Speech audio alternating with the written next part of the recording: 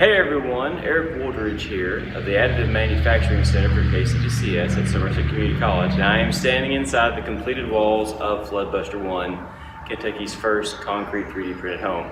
You can probably hear the echo that's going on around me because of the density of the concrete and just the overall shaping. It's a pretty exciting day. We actually just got done at 2:30 this morning, and it was a pretty exciting time for the team and all the partners. And we'll be showing you more details of the project as we go on, some of the things that we changed along the way. A lot of it involved some design features and ideas we came up with while in process.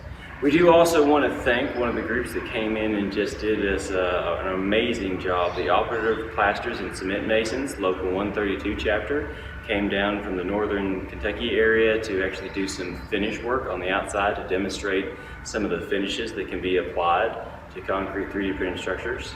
And of course, one of our big supporters and big encouraging partners over the time is the Bluegrass Veterans Ranch just right down the road, where Floodbuster 2 is going to happen next. So extremely exciting time for us in the process, especially for some of the things that we created along the way and the ways to optimize.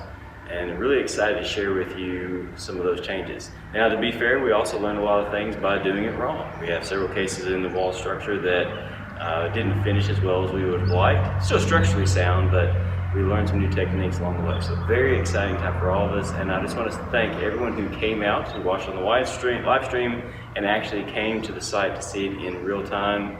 It was awesome to be able to share that experience with you.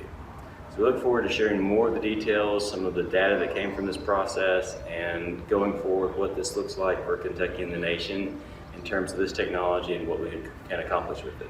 So thank you all for joining us as always, and we'll see you.